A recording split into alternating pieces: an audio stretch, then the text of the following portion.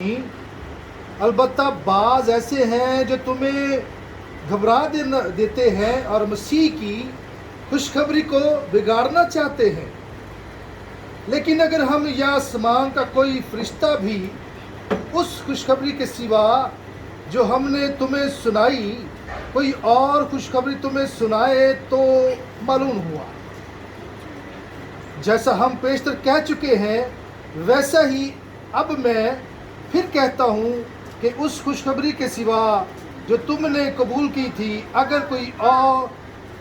कोई तुम्हें और खुशखबरी सुनाता है तो मालूम हुआ। अब मैं आदमियों को दोस्त बनाता हूँ या खुदा को? क्या आदमियों को खुश करना चाहता हूँ? अगर अब तक आदमियों को खुश करता रहता तो मसीह का बंदा ना होता। आमीन आमीन आमीन। ਸੋ ਵੀ ਬੱਚਿਓ, ਬੰਦਿਆਂ ਨੂੰ ਖੁਸ਼ ਨਹੀਂ ਕਰਨਾ। ਜੇ ਖੁਦਮਤ ਦੇ ਮੈਦਾਨ 'ਚ ਆਉਣਾ ਨਾ ਤੇ ਬੰਦਿਆਂ ਦੇ ਮੂੰਹ ਵੱਲ ਨਹੀਂ ਵੇਖਣਾ। ਪਾਦਰੀ ਸਾਹਿਬ ਵੀ ਕਹਿੰਦਾ ਨਾ ਕੋ ਤੁਹਾਨੂੰ ਹਵਾ ਬਾਈਬਲ ਤੋਂ ਬਾਹਰ ਆ ਗੱਲ ਤੇ ਲਿਹਾਜ਼ ਪਾਦਰੀ ਸਾਹਿਬ ਦਾ ਵੀ ਕੋਈ ਨਹੀਂ ਕਰਨਾ,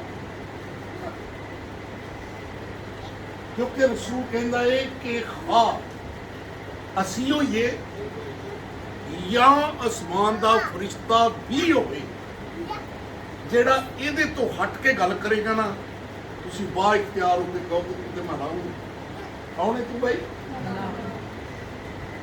ਕਿਉਂਕਿ ਯਰਮੀਆ 2 ਬਾਬ ਉਹਦੀ 31 ਐ ਚ ਲਿਖਿਆ ਐ ਇਸ ਪੁੱਛਦੇ ਲੋਗੋ ਖੁਦਾਵੰਦ ਦੇ ਕਲਾਮ ਦਾ ਲਿਹਾਜ਼ ਕਰੋ। ਖੁਦਮਤ ਦੇ ਮੈਦਾਨ ਚ ਹੋਣਾ ਹੈ ਕੱਲ ਨੂੰ ਬੱਚੋ, ਤੁਸੀਂ ਲਿਹਾਜ਼ ਕਿਹਦਾ ਕਰਨਾ ਹੈ? ਕਲਾਮ ਆਵਾਜ਼ ਨਹੀਂ ਨਿਕਲਦੀ ਪਈ ਬੱਚੇ, कलाम का लिहाज। रसूल ने आख्या खासी हो ये या आसमान का फरिश्ता भी होवे। इस खुशखबरी तो जेड़ा बंदा गल पार करेगा की होगा मलाऊं। इसे करके यिर्मयाह 15 बाब 19 ते 20 लिखा है कि अगर तू बास आवे मैं तेन फिर ले आऊंगा। तो फिर कितों ले आऊंगा? 18 ਦੇ ਵਿੱਚ ਦੱਸਦਾ ਹੈ ਉਹ ਗਿਲਾ ਕਰਦਾ ਹੈ ਜਿੱਦਾਂ ਅਸੀਂ ਬੜੇ ਗਿਲੇ 'ਚ ਭਰੇ ਰਹਿੰਦੇ ਹਾਂ। ਲੈ ਹੁਣ ਇਹ ਦੁੱਖ ਮੁਸੀਬਤਾਂ ਪਰੇਸ਼ਾਨੀਆਂ ਟੈਨਸ਼ਨਾਂ ਸਾਰੀਆਂ ਸਾਡੇ ਵਾਸਤੇ ਹੀ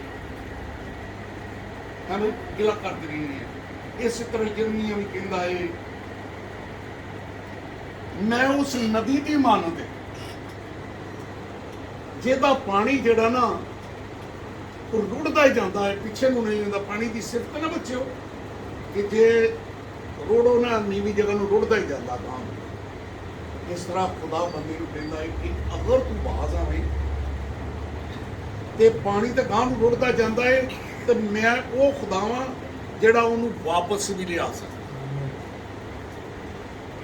ਪਰ ਕਹਿੰਦਾ ਤੇਰੇ 'ਚ ਸਿਫਤ ਹੋਵੇ ਕਿ ਤੂੰ ਲਤੀਫ ਨੂੰ ਕਸੀਬ ਤੋਂ ਕੀ ਕਰਨਾ? ਜਦਾ।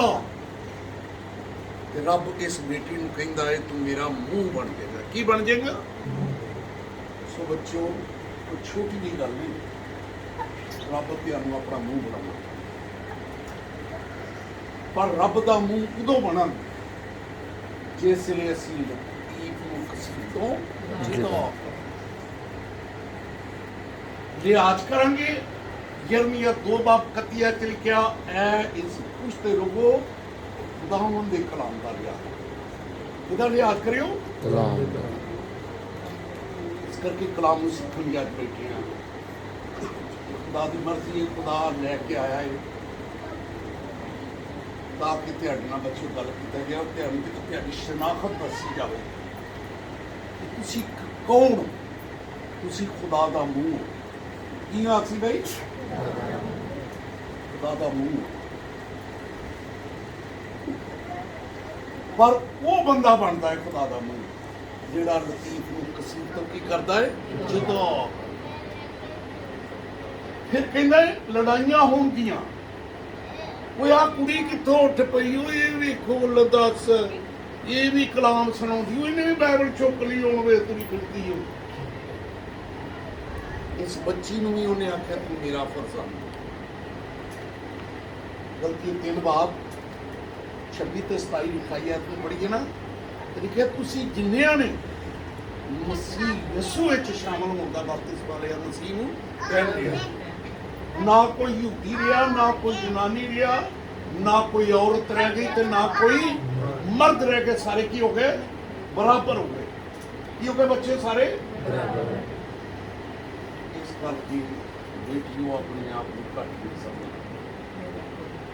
ਬੱਚਿਓ ਤੁਸੀਂ ਆਪਣੇ ਆਪ ਨੂੰ ਘੱਟ ਨਹੀਂ ਸਮਝਣਾ। ਗੋ ਸਾਡੇ ਕੋ ਖਿਦਮਤ ਐਸੀ ਹੈ। ਰਸੂਲ ਕਹਿੰਦਾ ਹੈ ਅਸੀਂ ਅਗਰ ਰਸੂਲ ਹੈ ਤੇ ਸਾਰਿਆਂ ਤੋਂ ਹੈਗੇ ਅਦਨੇ। ਕੀ ਆਵੇ ਅਸੀਂ ਸਾਰਿਆਂ ਤੋਂ? ਸਾਡੀ ਆਪਣੀ ਕੋਈ ਹਸੀਅਤ, ਸਾਡੇ ਤੋਂ ਸਾਰੇ ਉੱਚੇ ਆ ਕਿਉਂਕਿ ਅਸੀਂ ਸਾਡੇ ਕੋਲ ਰਸੂਲੀ ਖਿਦਮਤ। ਲੇਕਿਨ ਖੁਦਾ ਆਪਣੇ ਰਸੂਲਾਂ ਨੂੰ ਜਿਹੜੇ ਆਪਣੇ ਆਪਣੇ ਅਦਨਾ ਗਿਣਦੇ ਆ ਉਹਨਾਂ ਨੂੰ ਇਹ ਵੀ ਦੱਸਦਾ ਹੈ ਕਿ ਤੁਸੀਂ ਮੇਰਾ ਮੂੰਹ ਦੇਖੋ, ਪਰ ਉਸ ਵੇਲੇ ਮੂੰਹ ਜਿਸ ਵੇਲੇ ਤੁਸੀਂ ਲਤੀਫ ਨੂੰ ਕੀ ਕਰੋਗੇ ਕਿਸੇ ਤੋਂ ਖੁਦਾ। ਇਹ ਜ਼ਿੰਦਗੀ ਸੌਖੀ ਨਹੀਂ। ਇਹ ਨੌਜਵਾਨ ਜਿਹੜੇ ਆ ਇਹ ਖਿਦਮਤ ਦੇ ਵਿੱਚ ਉਹ ਹੈ ਫਾਦਰੀ ਸਾਹਿਬ ਪੰਜ ਸਾਹਿਬ ਜਰਾ ਖੜੇ ਹੋ ਜਾਓ, ਇਮਾਨ ਤੇ ਖਿਦਮਤ ਕਰਨ ਵਾਲੇ ਆ। ਕਿਸੇ ਤਨਜ਼ੀਮਾਂ ਵਾਲੇ ਇਹਨਾਂ ਦਾ ਕੋਈ ਧਿਆਨ ਨਹੀਂ। ਮੈਂ ਬੇਟਾ ਮੈਂ ਅਗਰ ਚਾਹੁੰਦਾ ਨਾ, ਜਿੱਦਾਂ ਗੋਚਰੇ ਦਾ ਵਾਕਿਆ ਤੇ ਤੂੰ ਸੁਣਿਆ ਹੈਗਾ 2009 ਚ ਸਾਡੇ ਘਰ ਜਲ ਗਏ ਸੀਗੇ, ਚਰਚ ਜਲ ਗਏ, 8 ਲੋਕ ਜ਼ਿੰਦਾ ਜਲਾਤੇ ਸੀਗੇ।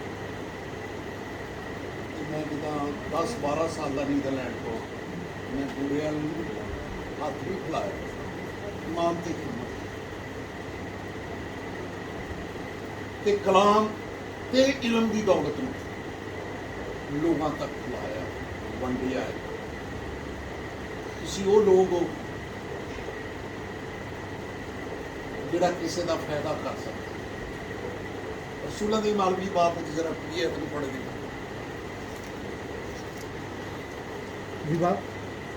ਬਾਬ ਵੀ ਹੈ। ਅਸੀਂ ਕਹਿੰਦੇ ਅਸੀਂ ਕਿ ਇਹਦਾ ਕੀ ਫਾਇਦਾ ਕਰ ਸਕਦੇ ਭਾਈ? ਤੁਸੀਂ ਫਾਇਦਾ ਕਰਨ ਵਾਲੇ ਲੋਕ। हम देखेंगे खुदा के कलाम में से माल 20 बाब और उसकी 20वीं आयत। और जो जो बातें तुम्हारे फ़ायदा की थी उनके बयान करने और एलानिया और घर घर सिखाने से कभी न झुका झिझका। हमें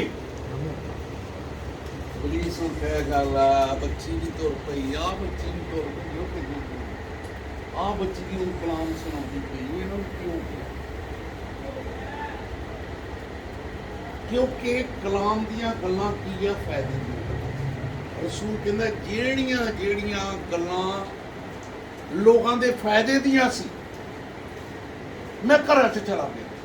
ਲੋਕਾਂ ਦਾ ਫਾਇਦਾ ਕਰਨ ਕਿੱਥੇ ਚਲਾ ਜਾਂਦਾ ਬਈ? ਉਹ ਲੋਕਾਂ ਦੇ ਘਰਾਂ 'ਚ ਅਸੀਂ ਜਾਂਦੇ ਨਹੀਂ। ਮੇਰੇ ਬੰਦਾ ਦੱਸਣ ਡਿਆ ਉਹਦੇ ਕੋਲ ਬੜੀ ਅੱਛੀ ਬੜੀ ਬਿਹਤਰੀਨ ਖਿਦਮਤ ਆ। ਅੱਜ ਮੇਰੇ ਨਾਂ ਦਾ ਇੱਕ ਬੰਦਾ ਮੈਨੂੰ ਮਿਲਿਆ ਹੈ, ਵਿਲੀਅਮ ਨਾਂ ਦਾ, ਤੇ ਕਹਿੰਦਾ ਜੀ ਮੇਰੇ ਕੋ ਖੁਦਾ ਨੇ ਇਹ ਵੀ ਨਿਯਮਤ ਦਿੱਤੀ ਹੈ ਕਿ ਬਿਮਾਰ ਅੱਛੇ ਹੁੰਦੇ ਆ, ਬੁੱਧਰੂ ਗ੍ਰਿਫਤਾਰ ਵੀ ਲੋਕ ਆਜ਼ਾਦ ਹੁੰਦੇ ਆ। ਮੈਂ ਕਹਿੰਦੇ ਪੁੱਤਰ ਰਸੂਲੀ ਖਿਦਮਤ ਹੈ ਭਾਈ, ਕਿਉਂਕਿ ਲਿਖਿਆ ਕਿ ਖੁਦਾ ਰਸੂਲਾਂ ਦੇ ਹੱਥੋਂ ਨਿਸ਼ਾਨ ਅਜੀਬ ਕੰਮ ਕਰਾਉਂਦਾ ਸੀ। ਤੂੰ ਖਿਦਮਤ ਕਿਉਂ ਨਹੀਂ ਕਰਦਾ ਬਈ? ਜਦੋਂ ਉਹਦੇ ਨਾਲ ਗੁਫ਼ਤਗੂ ਕੀਤੀ ਅੱਜ ਨੂੰ ਹੋਸ਼ ਆਈ ਹੈ ਕਿ ਮੈਂ ਤਾਂ ਖਿਦਮਤ ਦੇ ਮੈਦਾਨ 'ਚ ਮੈਂ ਤੇ ਲੋਕਾਂ ਦਾ ਫਾਇਦਾ ਕਰ ਸਕਦਾ। ਕੀ ਕਰ ਸਕਦਾ ਵੀ? ਲੋਕਾਂ ਦਾ। ਕਿਉਂਕਿ ਮੇਰੇ ਕੋਲ ਕੀ ਆ? ਲੋਕਾਂ ਦੇ ਫਾਇਦੇ ਦੀਆਂ ਗੱਲਾਂ ਨੇ। ਮੇਰੇ ਕੋਲ ਲੋਕਾਂ ਦੇ ਫਾਇਦੇ ਦੀਆਂ ਕੀ ਆ ਬਈ ਬੱਚਿਓ? ਅਸੀਂ ਕਹਿੰਦੇ ਸਾਡੇ ਕੋਲ ਤਾਂ ਕੁਝ ਨਹੀਂ। ਉਹ ਕਹਿੰਦਾ ਹੈ ਜਿਹੜੀਆਂ ਗੱਲਾਂ ਤੁਹਾਡੇ ਫਾਇਦੇ ਦੀਆਂ ਸੀ ਮੈਂ ਘਰ ਘਰ ਜਾ ਕੇ ਦੱਸਾਂ। ਤੇ ਅੱਜ ਸਮਝੋ ਕਿ ਅਸੀਂ ਕੀ ਲੋਕਾਂ ਦਾ ਕਰ ਸਕਦੇ ਆ ਫਾਇਦਾ। ਤੇ ਸਦੂਕੀਆਂ ਦੇ ਫਿਰਕੇ ਦੇ ਸਰਦਾਰਾਂ ਨੇ ਆ ਸੱਦੇ ਹੋਏ ਜਾਣ ਕੇ ਨਾ ਰਸੂਲਾਂ ਨੂੰ ਫੜਦੇ ਆ ਤੇ ਕੈਦਖਾਨੇ ਸਿਰ ਦਿੱਤਾ। ਨਾ ਵੀ ਹੁਣ ਇੱਥੇ ਪਏ ਰਹੋ, ਕੌਣ ਛਡਾਊਗਾ? ਤੇ ਖੁਦਾਵੰਦ ਦਾ ਫਰਿਸ਼ਤਾ ਆਇਆ ਉਹਨੇ ਆਣ ਕੇ ਉਹਨਾਂ ਨੂੰ ਛੁਡਾਇਆ ਤੇ ਛੁਡਾ ਕੇ ਉਹਨਾਂ ਨੂੰ ਬਾਹਰ ਕੱਢ ਕੇ ਆਖਿਆ ਤੁਹਾਡੇ ਕੋਲ ਜ਼ਿੰਦਗੀ ਦੀਆਂ ਗੱਲਾਂ ਨੇ। ਕਿਹੜੀਆਂ ਗੱਲਾਂ ਨੇ ਤੁਹਾਡੇ ਕੋਲ? ਜਾਓ ਜਾ ਕੇ ਲੋਕਾਂ ਨੂੰ ਦੱਸੋ। Hallelujah, Praise the Lord. ਉਹ ਡਾਕਟਰ ਹਾਂਜੀ ਭਾਈ ਸਾਹਿਬ, ਇਹ ਕਿਹੜੇ ਡਾਕਟਰ ਹੈ ਜੀ ਬੈਠੇ? ਰੂਹਾਨੀ ਡਾਕਟਰ ਬੈਠੇ ਹੋ ਤੁਸੀਂ।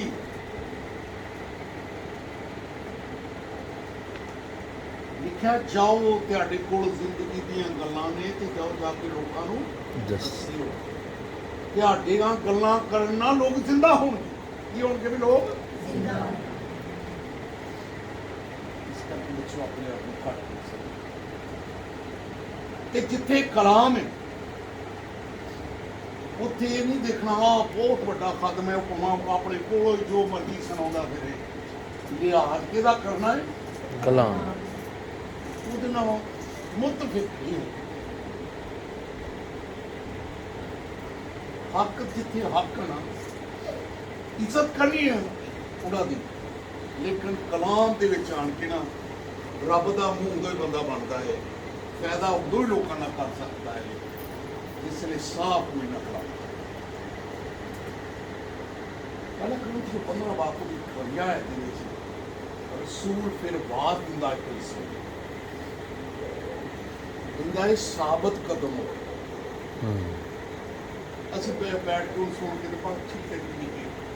ਉਹ ਕਹਿੰਦਾ ਹੈ ਸਾਬਤ ਕਦਮ ਹੋ, ਪੈਰਾਂ ਤੇ ਖੜੇ ਹੋਵੋ ਤੇ ਕਾਇਮ ਹੋ। ਕੰਮ ਦੂਸਰਾ ਵੀ ਕੰਮ ਆ, ਖੁਦਾ ਦਾ ਵੀ ਕੰਮ, ਪਰ ਰਸੂਲ ਕਹਿੰਦਾ ਖੁਦਾ ਦੇ ਕੰਮ ਵਿੱਚ ਹਮੇਸ਼ਾ ਹੀ ਫਜ਼ਾਇਸ਼ ਕਰਿਓ। Hallelujah, hallelujah. ਨਹੀਂ ਕਿ ਮੈਂ ਤਾਂ ਸੁਬਾਹ ਤੋਂ ਜਾਣੀ ਹੈ, ਬੜੀ ਥੱਕ ਜਾਣੀ, ਸ਼ਾਮ ਨੂੰ ਸੁਰਤ ਨਹੀਂ ਰਹਿੰਦੀ। ਤੇ ਕੰਮ ਕਿਹਦਾ ਕੀਤਾ ਜਿਹਨੇ ਦਿਲ ਕਰੇ ਕੱਲ ਨੂੰ ਕੁਝ ਵੀ ਨਹੀਂ ਸਮਝਣਾ। ਬੱਚੇ ਹੀ ਪਾਲਦੇ ਪਏ, ਬੱਚੇ ਪੜ੍ਹਨੇ ਚਾਹੀਦੇ, ਅੱਛੀ ਗੱਲ ਹੈ, ਲੇਕਿਨ ਕੰਮ ਰੱਬ ਦਾ ਵੀ ਹੈ ਤੇ ਕਰਨਾ ਉਹਦੇ ਬੇਟੇ ਤੇ ਬੇਟੀਆਂ ਨੇ। ਪਹਿਲਾ ਕਰਤੀ ਜੈਸੇ ਸੌਰੀ ਦੂਸਰਾ ਤਵਾਰੀਖ 29 ਬਾਬ ਉਹਦੀ 11 ਤੇ ਮੈਂ ਚਾਹਾਂਗਾ ਪਾਰੀ ਸਾਹਿਬ ਨਾਲ ਮਿਲ ਕੇ ਪਾਰੀ ਸਾਹਿਬ ਦਾ ਵੀ ਸਾਥ ਪਰਚਾ ਮੰਗੇ ਆ ਜਾਓ।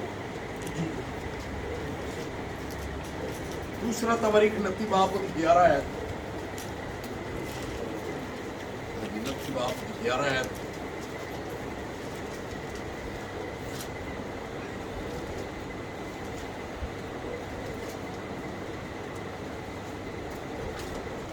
बैठ जा बेटा।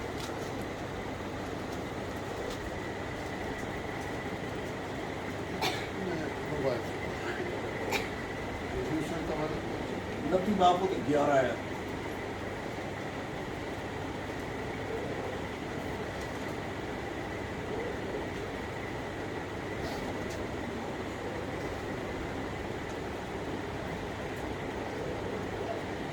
खुदा के कलाम से पढ़ेंगे दूसरा तवारीख 29 बाब और उसकी 11 है। खुदा के कलाम में इस तरह लिखा है, आए मेरे फर्जंदों तुम अब गाफिल ना रहो, क्योंकि खुदावंद ने तुमको चुन लिया है कि उसके हजूर खड़े हो और उसकी खिदमत करो और उसके खादम बनो और बखूर जलाओ। आमीन।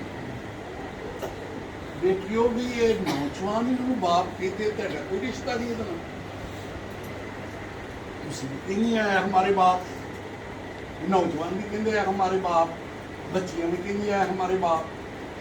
तो वे बाप तो सारे का बराबर आ, जो मैं बेटा इदा ही हाँ, सारे का बाप है। तो फिर गलतियां की कलीसिया में असीं 3 बाप 26-27 को पढ़िया, तुसीं सारे किन्नियां ने मसीह यसू विच शामिल होने का बपतिस्मा लिया, मसीह नूं कहने आ ते मेरे की बन गए फर्जंद, बेटे ते बेटियां नबूवत। जो नबी दी सिफत की लिखिया सी कि बेटे भी नबूवत करनगे ते बेटियां भी नबूवत करनगी। ਕਿ ਜੇਕਰ ਬੇਟੇ ਤੇ ਬੇਟੀਆਂ ਨੂੰ ਤੇ ਫਿਰ ਲਿਖਿਆ ਪਸੰਦ ਹੋ, ਤੇ ਦੂਸਰਾ ਤਵਾਰੀ 29 ਬਾਪ ਦੀ 11 ਅਧ ਨੂੰ ਪਾਰੀ ਸਾਹਿਬ ਨੇ ਪੜ੍ਹਿਆ ਹੈ, ਲਿਖਿਆ ਹੈ ਮੇਰੇ ਫਰਜ਼ੰਦੋ ਹੁਣ ਤੁਸੀਂ ਗਾਫਲ ਨਾ ਰਹੋ। ਗਾਫਲ ਮਤਲਬ ਕਬਾਜ਼ ਬੜੀ ਕਿਸੇ ਨੇ ਘਟਦੀ ਆ ਰਹੀ, ਗਾਫਲ ਕਿਉਂਕਿ ਇਬਲੀਸ ਗਫਲਤ ਦੀ ਨੀਂਦ ਸੁਆਉਂਦਾ ਹੈ। ਬੱਚੋ ਅਸੀਂ ਇਹਨੇ ਬਹੁਤੇ ਦਿਨਾਂ ਦੇ ਨਿਗੇ ਉਹ ਕਰ ਲਾਂਗੇ ਜੀ, ਖੁਦਾ ਦਾ ਵੀ ਕਰ ਲਾਂਗੇ, ਹੁਣ ਵੀ ਤਾਂ ਕੰਮ ਕਰ ਹੀ ਲਈਏ। ਅਯੂਬ ਦੀ ਕਿਤਾਬ 14 ਬਾਪ ਲਿਖੀ ਹੈ, ਤੂੰ ਪੜ੍ਹੀਏ ਨਾ, ਲਿਖਿਆ ਇਨਸਾਨ ਜਿਹੜਾ ਔਰਤ ਤੋਂ ਪੈਦਾ ਹੋਇਆ ਉਹ ਥੋੜੇ ਦਿਨਾਂ ਦਾ। ਕਿੰਨੇ ਦਿਨਾਂ ਦਾ ਬਈ? ਥੋੜੇ ਦਿਨ। ਤੇ ਜਿਹੜਾ ਬੰਦਾ ਹੀ ਥੋੜੇ ਦਿਨਾਂ ਦਾ, ਤੇ ਉਹ ਕਿਉਂ ਬਰੀਸ ਉਹਦੀ ਮੱਤ ਮਾਰ ਦਵੇ ਵੀ ਇਹ ਕੰਮ ਹੀ ਨਾ ਕਰੇ। ਦਿਨਾਂ ਵੀ ਥੋੜਿਆਂ ਦਾ, ਇਹ ਔਰ ਇਹਨਾਂ ਥੋੜਿਆਂ ਦਿਨਾਂ 'ਚ ਪਹਿਲਾ ਕਰੰਥੀਓ 15 ਬਾਰ 58 'ਚ ਲਿਖਿਆ ਸਾਬਤ ਕਦਮ ਹੋ ਜਾਓ, ਪੈਰਾਂ ਤੇ ਖੜੇ ਹੋ ਜਾਓ, ਖੜੇ ਹੋ ਜਾਓ ਬਈ, ਤੇ ਕਾਇਮ ਹੋ ਜਾਓ ਤੇ ਖੁਦਾ ਦੇ ਕੰਮ 'ਚ। ਕੰਮ ਤੁਹਾਡਾ ਜਿਸਮਾਨੀ ਵੀ ਹੈ ਤੇ ਕੰਮ ਖੁਦਾ ਦਾ ਵੀ ਹੈ। ਖੁਦਾ ਦੇ ਕੰਮ ਵਿੱਚ ਹਮੇਸ਼ਾ ਹੀ ਅਫਜ਼ਾਇਸ਼ ਕਰਦੇ ਹੋ ਤੇ ਇਹ ਜਾਣਦੇ ਹੋ ਕਿ ਜਿਹੜੀ ਮਿਹਨਤ ਤੁਸੀਂ ਰੱਬ ਦੇ ਕੰਮ 'ਚ ਕਰ ਲੈਣੀ, ਦੂਸਰੇ ਕੰਮ ਦਾ ਕੋਈ ਫਾਇਦਾ ਨਹੀਂ ਮਿਲਣਾ। ਦਿਲ ਕਰੇ ਮਾਂ ਨੂੰ ਕੱਢ ਕੇ ਬਾਹਰ ਰੱਖ ਦੇਣਾ, ਚੱਲ ਭਾਈ ਤੇਰਾ ਹੁਣ ਕੋਈ ਹਿੱਸਾ ਨਹੀਂ ਹੈ। ਪਰ ਖੁਦਾ ਨਹੀਂ ਉਹ ਕੱਢਦਾ, ਖੁਦਾ ਕੰਮਾਂ ਦਾ ਅਜਰ ਦਿੰਦਾ। ਕਿਉਂ ਭਾਈ? ਇਸੇ ਕਰਕੇ ਰਸੂਲ ਕਹਿੰਦਾ ਰੱਬ ਦੇ ਕੰਮ ਵਿੱਚ ਹਮੇਸ਼ਾ ਹੀ ਅਫਜ਼ਾਇਸ਼ ਕਰ।